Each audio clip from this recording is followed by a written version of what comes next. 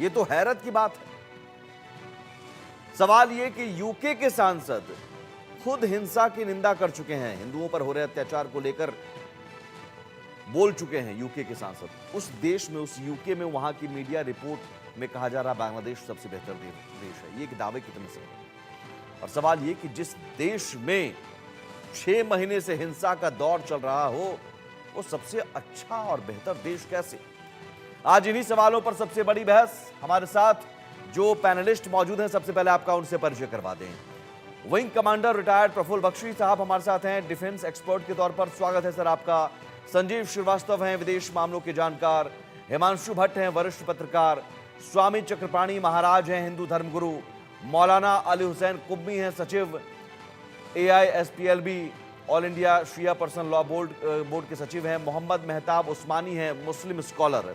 हिमांशु जी, चूंकि media report का यह दावा है, तो वरिष्ठ पत्रकार होने के नाते शुरुआत आपसे ही कि मीडिया में वो कौन लोग काम कर रहे हैं यूके की मीडिया में, और क्या लिख रहे हैं, किस फैक्ट के आधार पर, किस तथ्य के आधार पर यह मान लिया जाए कि मोहम्मद यूनुस ने कुछ बांग्लादेशी रुपए दे दिए?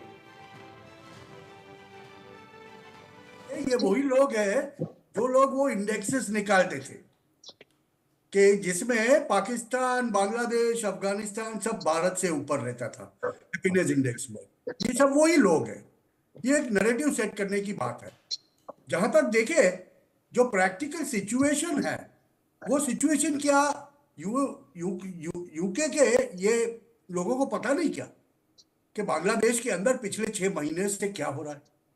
बांग्लादेश का सबसे बड़ा इंडस्ट्री जो टेक्सटाइल इंडस्ट्री है, वो तकरीबन मर चुका है। 3 इसके सबसे बड़े एग्जाम्पल मैं आपको दे दूं, जो है वो इनका टेक्सटाइल गारमेंट पार्क है एक मैक्सिमको करके, जो ये महीने के शुरू में बंद हो चुका है, जहां पर 170 फैक्ट्रियों को ताला लग चुका है। बांग्लादेश का तकरीबन 60 से 65% एक्सपोर्ट वहां से होता है। दूसरी बात है, भारत के रेमंड्स ने, इंटरनेशनल रेमंड्स ग्रुप ने बांग्लादेश से तौबा कर ली है। वो बांग्लादेश से अपना सब कुछ हटा के भारत आ चुका। और तीसरी बात है, जो बांग्लादेश में यूएस के जो एम्बेसडर थे पीटर हास जी, जिनके साथ वो सम्मिलित है, जिनके फैमिली का वो है, वो लेविस ब्रांड, हमारे यहाँ भी सब लोग जानते होंगे लेविस के जीन्स, वो भी 2 महीने पहले बांग्लादेश में कू हुआ, जीन चेंज ऑपरेशन हुआ, उसके 2 महीने पहले बांग्लादेश से अपना सब कारोबार समेट के भारत आ गए। उन लेविस वाले भारत आ गए। जॉब वर्क भारत में होता है अब। तो अब मुझे ये बताइए कि आज अभी 48 घंटे पहले की बात है कि मियां यूनुस भारत से पंगे लेते हैं और फिर इतनी भी हिमाकत करते हैं कि भारत को बोले कि हमें 50,000 टन चावल दे दो, हमारे लोगों के पास खाने का चावल नहीं है। दाल भी मांगी है, ऑयल भी मांगा है। कौन सा सबसे अच्छा देश? एक वक्त था कि जब बांग्लादेश बहुत अच्छी प्रगति कर रहा था, विकासशील देशों में बांग्लादेश टॉप के 5 में आता था। मगर 2024 की बात करें तो आज बांग्लादेशी टका, जिसकी वैल्यू पहले 80 टका $1 की होती थी, आज 140 पे पहुंच चुका है। ये बांग्लादेश प्रगति कर रहा है। ठीक है। ये बेसिकली एक नैरेटिव सेट कर रहे हैं मोहम्मद यूनुस के लिए। ये वही कबाल है पूरा का पूरा, कि जो कबाल जाने से पहले लेफ्टिस्ट लिबरांडो कबाल, इनके साथ में जब सब उलेमा मिल जाते हैं तो स्थिति जो निर्मित होती है, जो चीजें हमने पाकिस्तान में देखी, जो चीजें हमने सीरिया में देखी, वही चीजें बांग्लादेश में पैदा हो रही है। ठीक है, पहला रिएक्शन मैं सबसे लेता हूं, छोटा छोटा जवाब। स्वामी चक्रपाणी महाराज जी, विदेशी मीडिया, हम ये रिपोर्ट देकर हंसी आती है, और जो ग्रुप है वो है इकोनॉमिस्ट। अब उस द इकोनॉमिस्ट की जो रिपोर्ट है, द इकोनॉमिस्ट में काम करने वाले वो कौन से एडिटर और पत्रकार महोदय हैं और किस तरह की इकोनॉमिक्स की उन्होंने पढ़ाई की है, आप हिमांशु भट्ट जी ने बता दिया। लेकिन एक बात तो ये तय हो गया कि मोहम्मद यूनुस मोहरा है, चेहरा है, पपेट है एंटी हिंदू एजेंडा के लिए? देखिए, निश्चित रूप से इस बात को जिस प्रकार से यूके मीडिया और उसके पत्रकारों ने लिखा है, निश्चित रूप से उसकी जिहादी मानसिकता को दर्शाता है। और मैं तो आपके चैनल को धन्यवाद दूंगा, आपको दूंगा कि आपने इस विषय को उठाया। आप देखिए कि कितने महीनों से वहां पे बांग्लादेश में हिंदुओं के नरसंहार हो रहे हैं। गांव के गांव हिंदुओं की आग लगा दिए जा रहे हैं, देवी देवताओं के मंदिरों को तोड़े जा रहे हैं, सरेआम बहु बेटियों के इज्जत को तार तार किए जा रहे हैं। वहां पे संत महंतों और पुजारियों का अपहरण कर लिया जाता है, वहां मारा जाता है। अभी कल भी एक पुजारी की हत्या कर दी गई, और रोज आए दिन। अब ये सब तो कहीं ना कहीं से आ जा रहे हैं, लेकिन कई ऐसे मामले हैं जो आ नहीं पा रहे हैं। तो कितना वहां पे हिंदुओं का जीना मुश्किल हो चुका है, पूरा देश दुनिया देखा है। इसीलिए अमेरिका के राष्ट्रपति ट्रंप ने अपने चुनावी घोषणा में भी इस बात को जिक्र किया था कि अगर जो जिस प्रकार से बांग्लादेश में हिंदुओं पे अन्याय अत्याचार हो रहा है, हम राष्ट्रपति बनने के बाद उनके हिंदुओं के लिए हम कुछ करेंगे। उसकी आवाज उठाई, जिसके बाद अब वो जीत भी चुके हैं। उनसे भी आशा करूंगा कि इस पे टिप्पणी जरूर करें और हमारी हिंदुओं की रक्षा करें। लेकिन दूसरी बात, आप देखिए कि उस मोहम्मद यूनिस को जहां एक नोबेल पुरस्कार मिला है, मेरा तो ये मांग था कि कहां तक नोबेल पुरस्कार उसको लिया जाता, वापस लिया जाता। लेकिन उसके एवज में यूके एक और मीडिया और तमाम पश्चिमी मीडिया उनकी भूमिका जो संवारने में लगी हुई है, ये बड़ा दुर्भाग्यपूर्ण है। जी। इसे और तमाम मानवाधिकार आयोग आज मरे पड़े हैं। मैं संयुक्त राष्ट्र संघ की गठन हुआ था कि कहीं भी किसी को अन्याय अत्याचार हो तो उस पर आवाज उठाएगी। कितनी ठीक बार है। हमने स्वयं पत्र भेजा, ट्वीट किया, लेकिन कहीं से कोई आवाज हिंदुओं के लिए उठाने वाला नहीं है। तो यह बांग्लादेश, पाकिस्तान, इसमें जो नारकीय स्थिति हिंदुओं की हो रही है, और बांग्लादेश में खास तौर से, और उसको जो है और चमकाने का यही जो फिर प्रयास किया जा इन्हें रहा है। गाजा में और बाकी जगहों पे या फिर जम्मू में हमने बिजली पानी काट दिया था रोहिंग्याओं का, तो तुरंत यूएन वाले आ गए थे कि भाई ये क्या कर दिया, मानवाधिकार का हनन है। बिल्कुल, मैं इसी पे आ रहा था कि एक एक छोटी सी अगर जो कुछ होता है तो उस पे तुरंत आतंकियों के संरक्षण में मानवाधिकार आ जाते हैं। और वर्तमान में आज महीनों दिन से वहां पे आप देखो किस प्रकार से नंगा नाच हो रहा है बांग्लादेश में हिंदुओं के साथ। मानवाधिकार मर गई है, यूएनए मरा हुआ है, और तमाम जो मीडिया है और उसको महिमा मंडन करने में लगे हैं मोहम्मद यूनुस के। कहां तक उसकी निंदा होनी चाहिए, कहां तक वो एक पाशविक वृत्ति का व्यक्ति जो है सरेआम अपने आंखों के सामने हिंदुओं को मरवा रहा है। आप देखिए, लेकिन किसी पे ठीक है। उसकी हिंदुओं की रक्षा, हिंदू बेटी बहनों की रक्षा के ठीक लिए है। आगे आना चाहिए। तो उसके एवज में ठीक वहां है, की मैं यूनिस आता हूं और महाराज जी। जो मोहम्मद किया जा मेहताब रहा है बहुत उस्मानी। दुर्भाग्यपूर्ण है, मैं निंदा करता हूं। बिल्कुल बिल्कुल, मोहम्मद मेहताब उस्मानी, मुझे लगता है कि हिंदुस्तान के मुसलमानों को भी लग रहा होगा कि बांग्लादेश अब बेहतर देश नहीं है, जहां पर अल्पसंख्यकों पर हमले किए जा रहे हों, उन्हें मारा जा रहा हो, महिलाओं के साथ बलात्कार किया जा रहा हो। देखिए सर, बात है मीडिया की बात कर रहे थे आप, तो जो एजेंडा मीडिया हिंदुस्तान में चला रही, वही एजेंडा विदेशी मीडिया चला रही है। अच्छा। हिंदुस्तान की मीडिया भी तो सरकार बचाने में लगी है। हिंदुस्तान की मीडिया क्या कर रही है? मुसलमानों पे आए दिन हमले हो रहे हैं, मस्जिद में घुस रहे हैं, मुसलमानों को जिंदा जलाया जा रहा है। कहां ये पर न्यूज को कहां दबा पर देते हैं। कहां पर कहाँ मुसलमानों को कहाँ जिंदा पर कहां जलाया पर गया? भाई, बताओ, कहां कहाँ पर नहीं आप हुआ? ये गलत बात कौन मत सा करिए। प्रोपेगेंडा आप एजेंडा मुझे लेकर पूरी आ बात गए सुने, हैं? दोनों मेरी। आप बीच में प्लीज टोके ना, आप नहीं, जवाब झूठ देना, मैं झूठ बोल दे यहां रहा पर हूँ। बोलने नहीं दूंगा तो मैं। जैसे जैसे हिंदुस्तान की नहीं, मीडिया ये एक गलत तरफा बात दिखा करेंगे रही तो है ना, भैया नहीं चलेगा। एक तरफा हिंदुस्तान की मीडिया दिखा रही है ना, वैसी वो विदेशी मीडिया दिखा, अरे उनका आंतरिक मामला है वो बांग्लादेश का। नहीं नहीं, अगर आप में मैं इतना कह रहा दम हूं है कि भाई बात आप करने का, आपको कहां दर्द अरे है, आप वो सुनिए ना बताइए सर, ना कहां दर्द आप है। सुनते ही नहीं। दर्द मुझे इस चीज का है ना कि जो हिंदुस्तान की मीडिया कर रही है वही विदेशी मीडिया कर रही है। हाँ। सेम तो काम कर रहे हैं दोनों, अच्छा। सरकार के अधीन कर रहे हैं दोनों काम। इनको अरे वो भी सरकार के इनको अधीन कर दर्द रहे हैं, आप वही भी है कर रहे जो हैं। अब तो बांग्लादेश बात तो को एक है, ही है जो ना, फिर दर्द पाकिस्तान नहीं किस नहीं, बात का? ये अगर आपको मुसलमानों दर्द को है, जलाया गया, ये मारा गया, ये कहां पर हो रहा है, ये बताइए तो। अभी मेवात में नहीं जलाया, जिंदा झूठ जलाया था, झूठ कहाँ क्या हुआ अरे उनका भाई, तो सुनिए, वो झूठ का गाड़ी गाड़ी में प्रोपेगेंडा जिंदा जला आपका दिया हम था। नहीं चला एक रहे हैं, लाख ये खान को दर्द घर है। में, नहीं कहा हुआ है इगला यहाँ खान को पर फ्रीज में, भैया इगला मेरे। खान को फ्रीज में अंदर, इगला खान को घर में घुस के मार दिया, ये अरे कह के कि भाई, उसके घर में, अरे और मैं वहां से जंग से तो जुदा भी ऐसा तो हुआ है। अरे खुलेआम हो रहा है सुनिए सर। सुनिए अब आप सुनिए, एक देखिए सेकंड, कितना बड़ा हिमांशु जी प्रोपेगेंडा मैं है आ रहा देश हूँ, में, जरा इनसे पूछता हूँ मैं। देश में कितना बड़ा अरे प्रोपेगेंडा उस्मानी लिया जा रहा है साहब, एक कि सेकंड देश रुकिए। में उस्मानी मस्जिदों के साहब, नीचे मंदिर अरे ढूंढे भाई जा एक रहे हैं, सेकंड तो रुकिए। ये भी अल्पसंख्यकों को दबाने की उस्मानी मुसलमानों को साहब, परेशान करने की अरे रुक कोशिश है। जाइए भाई। आपको सर मैंने पूरी पूछा सुनेंगे कि नहीं ना बात आपको, आपकी। एक सेकंड सुनिए, आपको मैंने पूछा कि अल्पसंख्यकों पर, यहाँ के मुसलमानों को भी नजर आ रहा होगा कि वहां पर क्या हो रहा है, ये नजर आ रहा है कि नहीं आपको? कुछ नहीं हो रहा सर, वहां उनका आंतरिक मामला है सर, जो विरोध करेगा उसका। अब सरकार बदली है,